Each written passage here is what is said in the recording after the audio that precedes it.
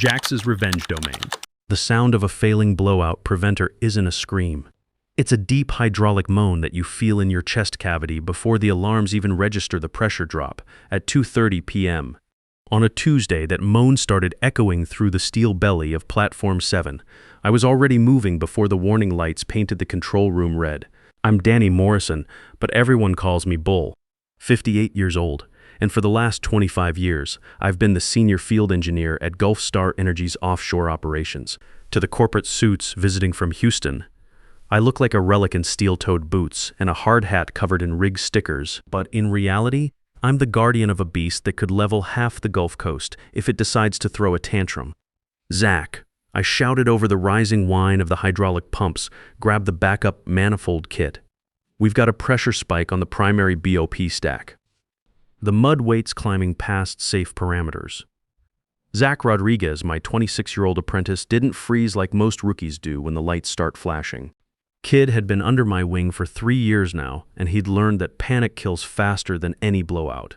The control board looked like a Christmas tree having a seizure. Red lights cascading across every system monitor. Bull, the downhole pressure gauge, is reading 8,500 psi. Zach called out, his voice tight but controlled. Shouldn't we initiate emergency shutdown procedures? Not yet, I said, sliding my hands across the manual override panel. The hydraulic pressure on the BOP rams is holding steady. This is just the formation talking to us. We need to adjust the mud density and bleed off the excess pressure gradually. If we slam the emergency stop now, we'll fracture the casing and turn this into a real nightmare. I lay flat on the deck, crawling under the massive steel framework of the blowout preventer control unit. Above me, the intricate maze of high-pressure hydraulic lines hissed and groaned like a living thing. This platform was my territory. I knew every valve, every pressure rating, and every temperamental sensor by heart. Specifically, I held the Deep Water Drilling Safety Certification, Level 5. There were only 2 other people in the entire Gulf with that ticket, and both were sitting behind desks in corporate offices, probably hadn't touched real equipment in a decade. I reached up with my torque wrench, feeling for the manual pressure relief valve. The steel was hot, scorching hot from the friction of high-pressure drilling mud racing through the lines. I gritted my teeth, ignoring the burn seeping through my work gloves. This was surgery performed with a 40-pound wrench while lying on a steel deck that pitched and rolled with every wave. Bull, we've got company, Zach hissed, tapping my boot with his steel toe.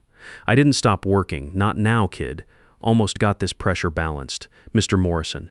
A voice cut through the mechanical noise, but it wasn't the urgent tone of a driller or the concerned call of a safety inspector. It was the polished, irritated drawl of someone whose hands had never been dirty and whose biggest worry was quarterly earnings reports. I gave the relief valve one final quarter turn. The hydraulic moan dropped an octave, the pressure reading sliding back into the green zone. The beast was pacified, at least for now. I slid out from under the BOP control unit, wiping hydraulic fluid from my forehead with a rag that had seen better days.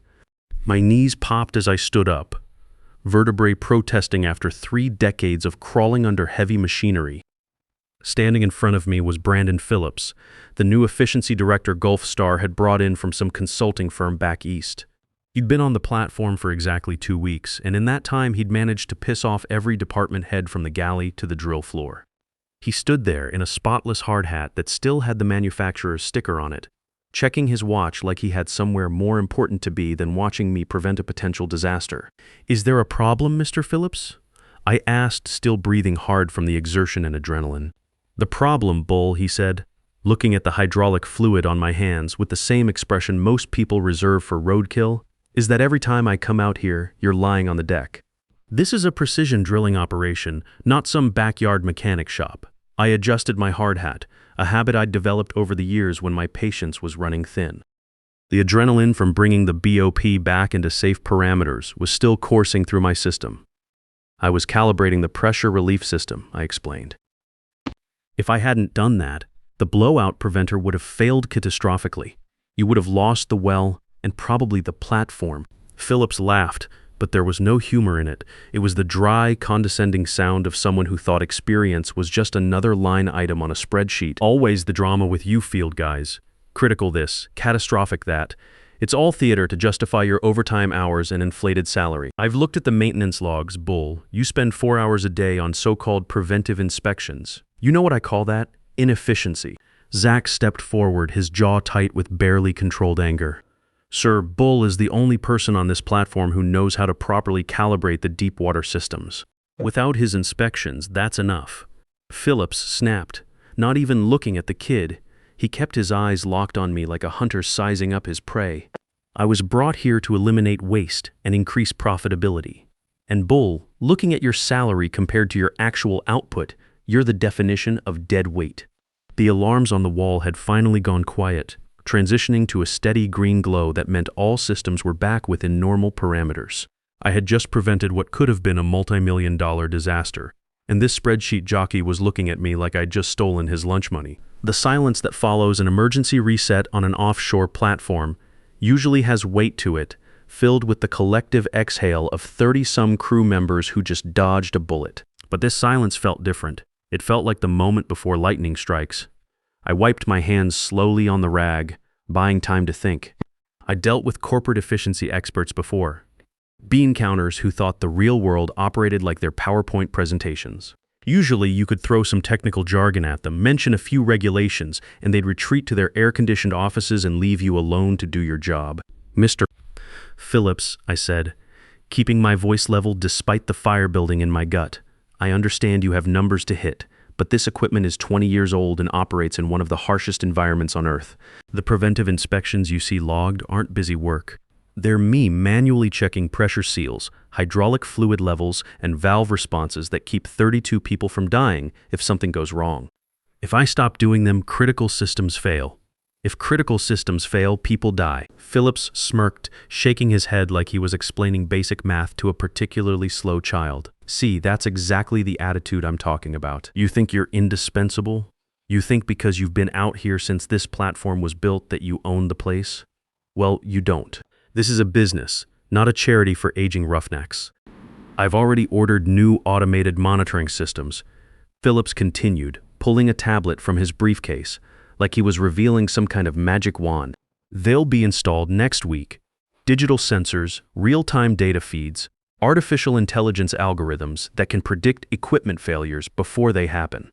We won't need someone crawling around on their belly playing mechanic anymore. Those automated systems won't interface with the legacy hydraulic controls on the BOP stack, I said, my voice dropping to the tone I used to use with fresh Marines who thought they knew better than their drill instructor. I wrote a technical assessment on this exact issue last month. Did you read it? Phillips's face flushed red above his starched collar.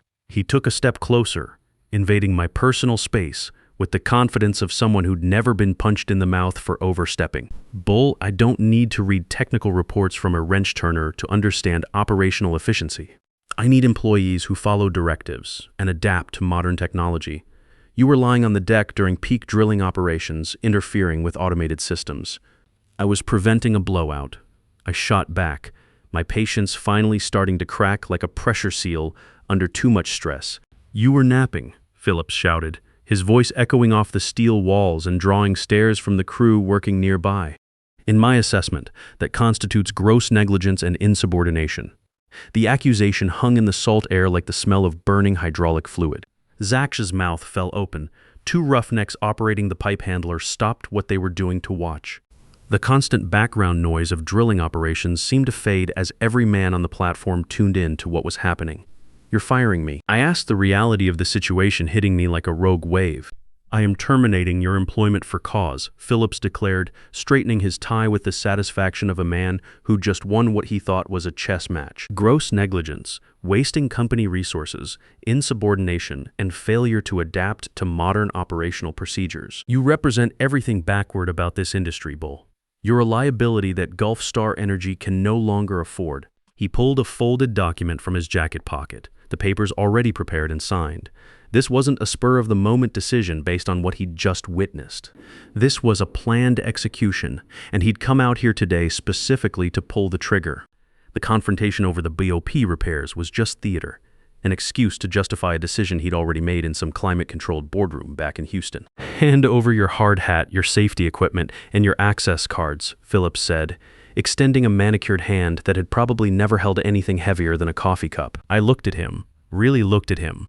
I saw the arrogance, the complete ignorance of the forces he was playing with, the dangerous confidence of someone who thought spreadsheets could override physics.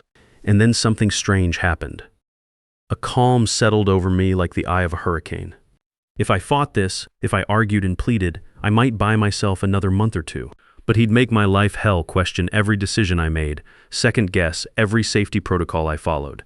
And eventually something would break that I wouldn't be allowed to fix, and good people would pay the price for his ignorance. But if I walked away now, let him learn the hard way what happens when you remove the only person who truly understands the beast. All right, I said quietly. Phillips blinked, clearly surprised by the lack of resistance.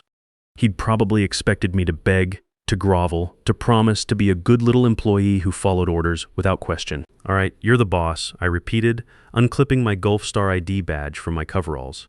I removed the master keyring from my belt, the one with access to the emergency shutdown controls, the pressure relief systems, and the manual backup overrides for every critical system on the platform. The keys were heavier than they looked. Phillips's hand dipped when I dropped them into his palm.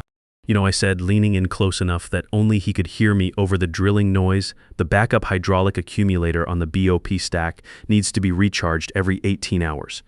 If you don't maintain that pressure, the emergency seals won't engage if you get a kick from the formation. The hydraulic fluid gets contaminated with seawater, turns into sludge, and clogs the relief valves. Phillips sneered, pocketing the keys like they were loose change. We have maintenance manuals for all of that. We don't need folklore and superstition anymore. Clear out your personal effects. You have 30 minutes to get off this platform. I looked over at Zach. The kid looked like someone had just told him his dog died. His hands were shaking slightly, and I could see him struggling with whether to speak up, knowing that his own job was probably hanging by a thread. Watch the pressure gauges, kid, I whispered to him as I walked past. And when the needle starts climbing into the red zone, don't be a hero. Get yourself and the crew to the lifeboats. My quarters were in the accommodation block, a small metal box that had been home for half of every month for the past 25 years. The walls were covered with certificates from safety training courses, photos from successful well completions, and a few personal pictures. There was one of my late wife, Sarah, at our daughter Amanda's law school graduation, and another of me and my Marine unit in Afghanistan before everything went to hell. I packed my personal toolkit into a duffel bag, the precision instruments I'd accumulated over a quarter-century of offshore work. My personal torque wrench, calibrated to specifications that most people couldn't even pronounce. My depth gauge and my lucky multimeter, the one that had helped me diagnose a faulty pressure sensor during Hurricane Rita when the automated systems failed. Bull? I turned around.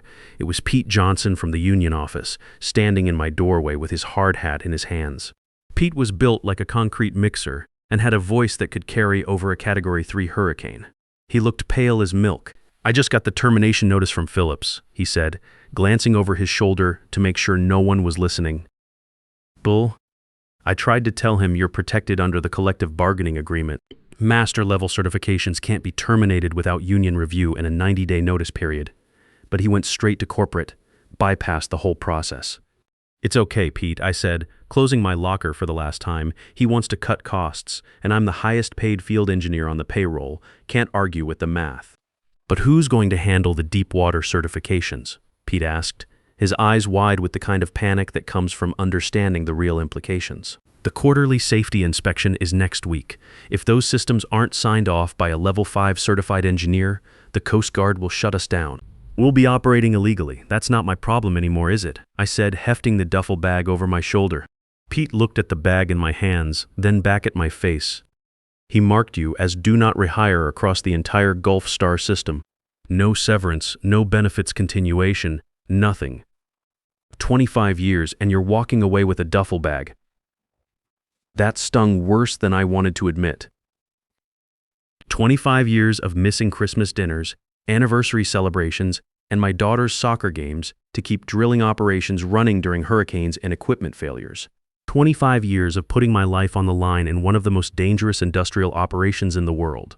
And I was walking away with nothing but a reputation as damaged goods. He can mark whatever he wants, I said, walking past Pete toward the door. He's about to learn that you can't drill for oil with an MBA and an attitude problem. I walked out onto the main deck, past the drilling floor where the crew was running pipe for the next section of hole. The familiar rhythm of offshore operations continued around me, but I could feel eyes following my movement. Word travels fast on a platform, and by now everyone knew that Bull Morrison had been terminated. The helicopter pad was at the far end of the platform, where a Gulfstar transport chopper was waiting to ferry me back to the mainland. As I approached the helipad, I stopped at the control booth where Zach was staring at the drilling parameters on his monitor. The kid looked at me through the reinforced glass, his face a mixture of confusion and fear. I nodded once, a brief acknowledgement that meant more than any words could convey. He raised his hand in a hesitant wave, and I could see him mouth the words "take care." Phillips was standing by the helicopter, arms crossed, watching to make sure I didn't steal any company property on my way out. He looked satisfied, like a man who'd just solved a complex problem by throwing money at it. "Don't worry about the coveralls," Phillips called out as I approached, his voice barely audible over the helicopter's rotors. "We'll burn them." I stopped directly in front of him, close enough that he had to tilt his head back to meet my eyes. I had 6 inches and 40 pounds on him, built solid from decades of physical work that his gym membership could never replicate. "Brandon," I said, my voice low enough that only he could hear over the mechanical noise. "The hydraulic accumulator I just serviced is operating on a temporary pressure patch. It needs a complete rebuild within 72 hours. The parts are in the equipment bay. Requisition number Delta 77 Alpha. Don't try to stretch that timeline." Phillips laughed, shaking his head with the kind of condescending amusement reserved for children who still believed in fairy tales. "Pathetic. Even on your way out the door, you're trying to make yourself sound indispensable. Goodbye, Bull." I climbed into the helicopter, strapped myself into the jump seat, and watched Platform 7 shrink into the distance as we headed for shore. From 1,000 feet up, the drilling platform looked like a child's toy floating in an endless blue expanse. It was hard to believe that something so small from this altitude contained enough explosive potential to create an environmental disaster that would make the evening news for months. My house sat on 2 acres of scrub pine about 30 miles inland from the Gulf, close enough to smell the salt air when the wind was right, but far enough from the water to avoid most of the hurricane surge. It had been too quiet since Sarah passed 3 years ago, but after spending half my time on a platform surrounded by 32 other people, the solitude usually felt like a luxury. Today, it just felt empty. For 25 years, my life had been dictated by the rotation schedule: 2 weeks offshore, 2 weeks onshore. Up at 0500, helicopter at 0630, boots on deck by 0800. Now, at 1400 hours on a Wednesday afternoon, I was sitting at my kitchen table staring at a cup of coffee that had gone cold, listening to the air conditioning cycle on and off. My phone had been buzzing constantly since I'd walked off the platform. Most of the calls were from guys I'd worked with over the years, word of my termination spreading through the offshore community like wildfire. I let them all go to voicemail. What was I supposed to tell them? "Yeah, Phillips fired me because he thinks experience is a liability." Then Amanda called. "Dad." Her voice was sharp with the kind of controlled anger she'd inherited from her mother. "Zach just texted me. He said security escorted you off Platform 7. What the hell is going on?" Amanda was 32, sharp as a blade, and worked as a legal advisor for a maritime law firm in New Orleans. She had my stubborn streak and Sarah's intellect, a combination that made her dangerous in a courtroom and overprotective when it came to family. "I got terminated, sweetheart," I said, taking a sip of coffee that tasted like it had been filtered through sand. Brandon Phillips decided I was too expensive and too old-fashioned for his efficiency targets. "Terminated," she practically shouted into the phone. "Dad, you are Platform 7. You wrote half the safety protocols they use out there. Did you sign any termination documents?" "No, I just handed over my equipment and left." "Good. Don't sign anything until I review it. I'm driving over." "Amanda, you have work. I'm taking a personal day." "I'm bringing lunch and my laptop. Do not answer the phone for anyone from Gulfstar until I get there." She hung up before I could argue, which was typical Amanda. She'd been taking care of me ever since Sarah died, even though I kept telling her I was fine. The truth was, having her nearby made the empty house feel less like a mausoleum. While I waited, I checked my voicemail. There were messages from Pete, from several crew members, and from Roy Davis, the security supervisor who'd known me since his first day on the platform. But the one that caught my attention was from Phillips himself. "Bull, this is Mr. Phillips. It seems you failed to provide the access codes for the digital maintenance database before your departure. This constitutes theft of company intellectual property. You need to email those codes to me immediately, or we'll pursue legal action." I almost laughed out loud. The digital maintenance database was just a spreadsheet I'd built on my own time to track equipment wear patterns and maintenance schedules.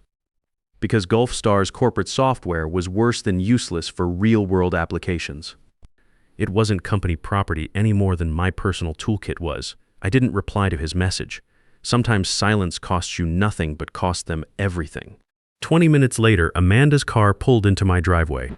She didn't knock, just burst through the front door with a bag of sandwiches under one arm and her laptop case slung over her shoulder. She'd inherited her mother's ability to transform any space into a command center within minutes. "Okay," she said, setting up her workstation on my dining room table and firing up her computer. "I'm looking at your employment contract right now. They owe you 6 months severance for any termination without cause, unless they can prove gross negligence or willful misconduct. Did you break anything expensive?" "No," I said, unwrapping a sandwich that smelled like the deli Sarah used to love. "I prevented a hydraulic failure that could have caused a blowout." "So we've got wrongful termination," Amanda muttered, typing furiously. "But Dad, Zach texted me again 20 minutes ago. He says Philips ordered the automated monitoring systems installed this morning. They're planning to go live with the new setup tomorrow." I set down my sandwich. "Tomorrow? That's way ahead of schedule." "Yeah, he fast-tracked everything. Apparently he wants to prove his efficiency improvements before the quarterly board meeting next week." I closed my eyes and did some quick calculations in my head. The automated sensors would interface with the platform's computer systems, but they wouldn't be compatible with the manual override controls for the BOP stack. If something went wrong and the automated systems failed, there would be no way to manually control the blowout preventer without someone who understood how to bypass the digital lockouts. "Amanda, if those systems fail, what happens to the crew? Zach knows the basics, but he doesn't have level 5 certification. He can't legally sign off on deep water safety protocols." I was talking about emergency procedures. If the automated systems crash and the BOP stack loses hydraulic pressure, does anyone on that platform know how to manually engage the emergency seals? Amanda looked up from her laptop, her eyes reflecting the same kind of worried understanding that her mother used to get when she realized I was about to do something dangerous but necessary. "Dad, if that happens, people die." "I know," I said, standing up and walking to the window that faced toward the Gulf. "That's why I called somebody who might be able to help us do something about it." As if summoned by my words, a black Lincoln Town car pulled into my driveway, its windows tinted dark enough to hide whoever was inside. The engine shut off and Spencer Hayes stepped out, adjusting his suit jacket against the humid Gulf air. Spencer was a maritime attorney who specialized in offshore industrial accidents, and we'd worked together on a couple of regulatory cases over the years. He looked like he could argue a case in federal court or win a bar fight, depending on which skills the situation required. "Bull," Spencer called out, walking up the front steps with a briefcase that probably cost more than most people's cars. "You look like hell." "Retirement doesn't agree with you, Spencer," I said, shaking his hand. His grip could crack walnuts. "Thanks for coming on short notice." For the man who testified on my behalf during the Deepwater Nova inquiry, Spencer grinned, stepping into the kitchen. "I'd drive down from Dallas in the middle of a hurricane." He nodded to Amanda. "You must be the lawyer daughter, prettier and probably smarter than your old man." Amanda smiled despite herself. "Spencer Hayes. I've read your briefs on the Continental Shelf case." "Impressive work." Spencer sat down at the table and pulled out a thick legal pad. "I made some calls after you reached out, Bull. Brandon Phillips, MBA from Northwestern, track record of slashing operational costs, boosting short-term stock performance, and then moving on before the infrastructure collapses. He's what we call a strip miner. He strips assets instead of coal. He terminated me for cause," I said, "gross negligence and insubordination." Spencer's grin turned predatory. "Perfect. That means we don't just sue for wrongful termination. We go after them for defamation of character and intentional infliction of emotional distress. But first, tell me about this equipment failure you mentioned." I explained the automated sensor installation, the incompatibility with the legacy hydraulic controls, and the time-critical nature of the hydraulic accumulator maintenance that Phillips was now responsible for handling. Spencer stopped writing and looked at me with the expression of a shark that had just detected blood in the water. "Is there documentation of your warnings?" Spencer asked. I sent a technical advisory to Phillips's email 3 weeks ago, Amanda said, spinning her laptop around to show the screen. Dad wanted me to proofread it for clarity. Subject line: Critical Safety Advisory, Automated System Integration. Spencer's smile got even wider. Beautiful. That email is your golden parachute, Bull. It proves he was warned about the risks. It establishes negligence if something goes wrong. Now, here's what we're going to do. We wait for what? I asked. We let him install his automated systems. We let him ignore your maintenance recommendations. We let the hydraulic accumulator fail exactly the way you predicted it would. Spencer, I said, my voice dropping to the tone I'd once used with Marines who were about to do something monumentally stupid. If that accumulator fails, 32 people could die. The backup safety systems are redundant, right? Spencer asked. Multiple fail-safes, emergency shutdown procedures, Coast Guard mandated blowout preventers. The BOPs are mechanical, I confirmed. They'll engage if the hydraulic pressure drops below critical levels. It'll create a hell of a mess. Shut down operations for months. Cost Gulfstar about $50 million in lost revenue. But it shouldn't kill anyone. Good, Spencer said. Then we let him break his expensive toy. When the stock price tanks and the board is screaming for answers, we walk in with our evidence and our lawsuit. The waiting was the worst part. Thursday afternoon dragged by like a root canal performed without anesthesia. Spencer stayed for dinner, telling war stories about corporate executives who thought the laws of physics were subject to negotiation. Amanda worked on her laptop, pulling up SEC filings and financial reports on Gulfstar Energy. At 1800 hours, my phone rang. It was Zach, and I could hear the background noise of drilling operations, but something was off. The rhythm was wrong too fast, with an underlying vibration that made my teeth ache just listening to it. Answer it, Spencer commanded. Put it on speaker. I swiped the screen. Zach, this is Bull. Oh, thank God. Zach was whispering, and I could hear the barely controlled panic in his voice. Bull, he made us do it. We installed the automated sensors this morning, and they failed exactly like you said they would. Sparks, smoke, the whole 9 yards. But Phillips won't let us shut down operations. What? I stood up so fast my chair fell over. He says the sensor failure was a manufacturer defect. He ordered us to bypass the safety interlocks and run the drilling operations on manual pressure estimation. He says we can't afford to miss the production targets for this quarter. Spencer had gone pale. Amanda was staring at the phone like it might explode. Zach, I said, trying to keep my voice steady, listen to me very carefully. Running drilling operations without functional pressure sensors is like flying a plane blindfolded in a thunderstorm. You need to evacuate the platform immediately. I can't. Zach's voice cracked. He's got security posted at the helipad. He says anyone who abandons their post gets terminated for cause and loses all their benefits. Bull. The hydraulic accumulator is making noises I've never heard before. The pressure readings are all over the place. Get to the emergency lifeboat stations, I ordered. Pull the general alarm if you have to. Just get the crew away from the drill floor. The line went dead. Either Zach had hung up, or something had happened to the platform's communication systems. He's bypassing federally mandated safety systems, Spencer said, standing up and grabbing his briefcase. That's not just negligence anymore. That's criminal recklessness. We have to go. I was already reaching for my truck keys. If that accumulator fails and the automated systems can't compensate, the blowout preventer might not engage properly. We could be looking at an uncontrolled release. Amanda grabbed her laptop and followed us out the door.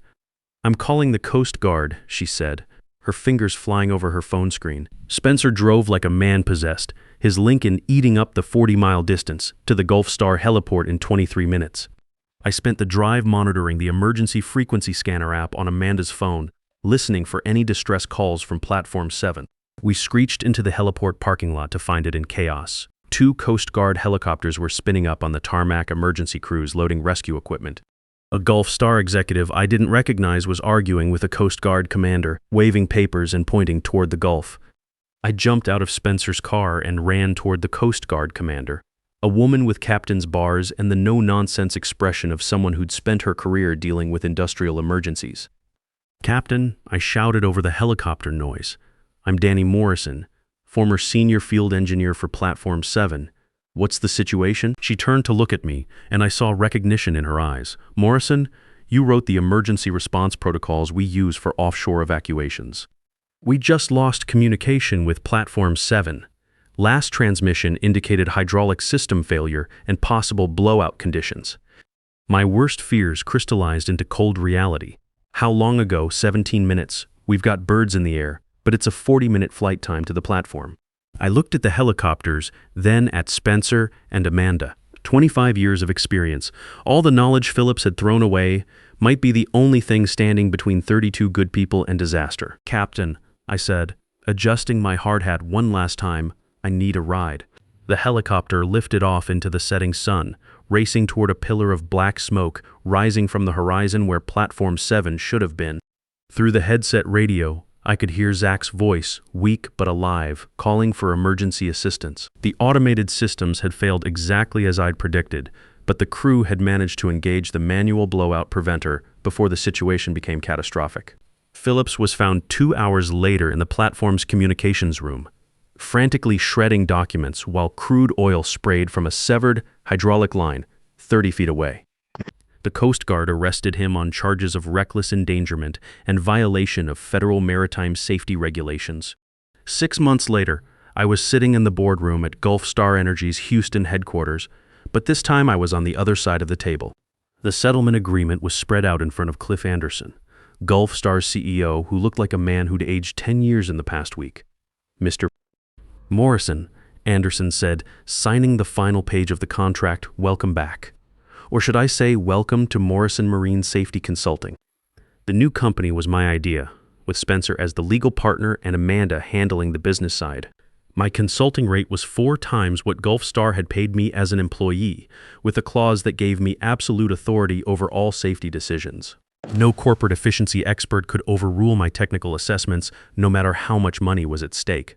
But the best part was the non-compete clause we'd negotiated. Any other oil company that wanted to hire Morrison Marine Safety Consulting had to agree to the same terms: complete technical autonomy, premium rates, and zero tolerance for corner cutting on safety. Phillips was last seen working as a business consultant in Ohio, his offshore career permanently grounded. The criminal charges were eventually reduced to misdemeanor reckless endangerment, but his reputation in the energy industry was destroyed.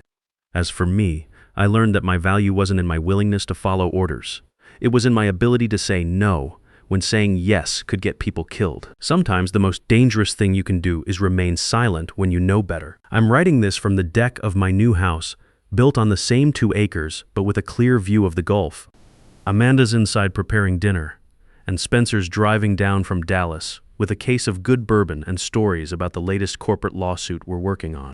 The sun is setting over the water, painting the sky the color of crude oil, and somewhere out there, Platform 7 is humming along safely under the supervision of engineers who understand that respect isn't given freely. It's earned one crisis at a time by the people brave enough to stand between civilization and the chaos that's always trying to break through.